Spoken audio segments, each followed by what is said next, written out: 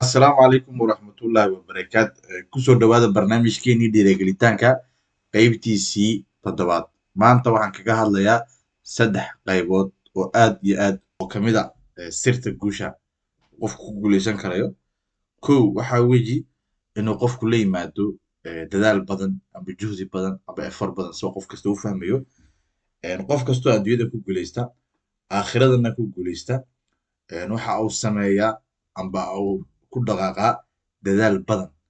Yani dadku marta inta badan waxay arkaan isaga oo wixii qabsaday amba uu dhammeeyey. Markaasaa daraaddeed waxa ka dambeeya wax waliba waa dadaal badan.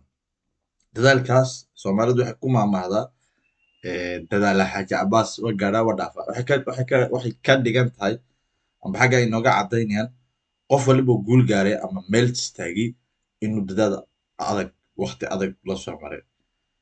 Xabadda u horeysa taas weeyaan. Tan labaad qofka maxaa looga baahan yahay siduu u guuleysto noloshiisa adduunyada oo uga faa'iideysto waa inuu dulqaad badan yeesho. Dadaalka badan uu sameynayay waxa u fudeydin doonta inuu dulqaad badan la yimaado. Sababtoo ah waxa hor iman doona obstacle badan iyo adeeg badan iyo wax badan oo u dulqaadan karin. Markaasaa daraaddeed dadka nolosha ku guuleysta intooda u badan waxay leeyihiin dhabar adeeg badan amba dulqaad amba samir sida aan u naqaano.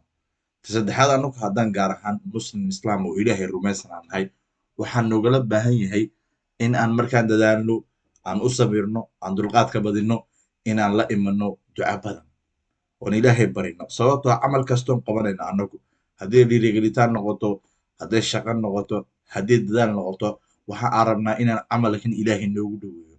Sidaa darteed camal kasta oon samaynayno mar kasta oon dhammayno waa in aan ku talagalno inaan ilaahay barino.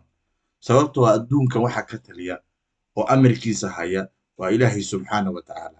Maadaama qof islaama aad tahay waxaa lagaa rabaa inaad mar kastoo dadaal aad gelaysid amba aad dulqaad samaynaysid amba aad effort bilaawaysid inaad ducada badisid.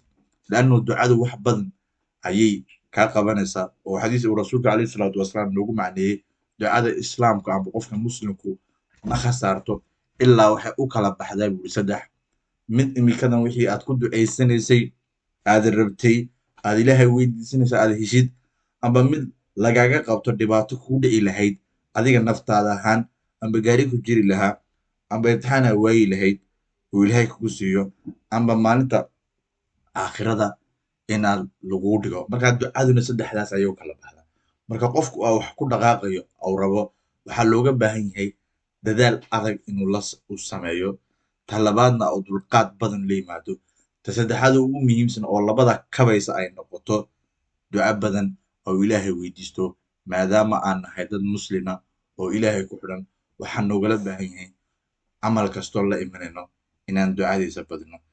Saddexdaasi waxay kuu fududeyn doontaa dreamskaaga amba guushaada amba hadafka aad doonaysid inaad la imatid ayay kuu fududeyn doontaa. Waxaad isku tala gashaa inaad wax waliba waqti kaa qaadan doono dulqaad badan iyo samir badan lagaaga baahan doono iyo duca badan oo ilaahay kuu fududeydiyo. Dhammaantiin.